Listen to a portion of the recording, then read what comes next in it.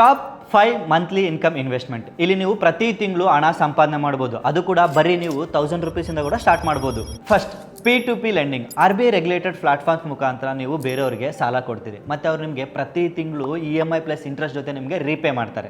Returns ತುಂಬಾ ಜಾಸ್ತಿನೇ ಬರ್ಬೋದು, ಆದರೆ ರಿಸ್ಕ್ ಕೂಡ ಜಾಸ್ತಿ ಇದೆ. ನೀವು ಕರೆಕ್ಟಾಗಿ ಡೈವರ್ಸಿಫೈ ಮಾಡಿದ್ರಿಗಿನ 12 to 18% ರಿಟರ್ನ್ ಎಕ್ಸ್ಪೆಕ್ಟ್ ಮಾಡ್ಬೋದು. Second, Ritz. ಬರೀ 500 ರೂಪಾಯಿಂದ ಸ್ಟಾರ್ಟ್ ಮಾಡಿ ನೀವು ಕಮರ್ಷಿಯಲ್ ರಿಯಲ್ ಎಸ್ಟೇಟ್ನಲ್ಲಿ ಇನ್ವೆಸ್ಟ್ ಮಾಡ್ಬೋದು.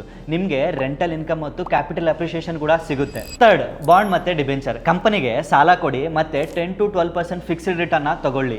ಇದು FD ಗಿಂತ ಬೆಟರ್ ಮತ್ತೆ ಇಂಟ್ರೆಸ್ಟ್ ಪ್ರತಿ ತಿಂಗಳು ನಿಮ್ಮ ಬ್ಯಾಂಕ್ ಅಕೌಂಟ್ಗೆ ಡೈರೆಕ್ಟ್ ಆಗಿ ಬರುತ್ತೆ. Fourth, dividend stocks. ಬೇರೆ ತಿಂಗಳು ಡಿವಿಡೆಂಡ್ಸ್ ಕೊಡೋ ಸ್ಟಾಕ್ನ ಒಂದು ಪೋರ್ಟ್ಫೋಲಿಯೋ ಮಾಡಿಕೊಂಡು ಇದರಲ್ಲಿ ನಿಮಗೆ ಪ್ರತಿ ತಿಂಗಳು ರೆಗ್ಯುಲರ್ ಇನ್ಕಮ್ ಸಿಗುತ್ತೆ ಮತ್ತು ನಿಮಗೆ ಲಾಂಗ್ ಟರ್ಮ್ ಕ್ಯಾಪಿಟಲ್ ಗ್ರೋತ್ ಸಿಗುತ್ತೆ. Fifth, SIP to SWP strategy. ನೀವು ಲಾಂಗ್ ಟರ್ಮ್ಗೆ 2000 ರೂಪಾಯಿ ಮಂತ್ಲಿ SIP ಮೂಲಕ ಇನ್ವೆಸ್ಟ್ ಮಾಡಿ, ಆಮೇಲೆ ಇದನ್ನು ಹೈಬ್ರಿಡ್ ಫಂಡ್ಗೆ ಶಿಫ್ಟ್ ಮಾಡಿ. SWP ಮೂಲಕ ನೀವು ಮಂತ್ಲಿ ಇನ್ಕಮ್ನ ತಗೊಳ್ಳಿ.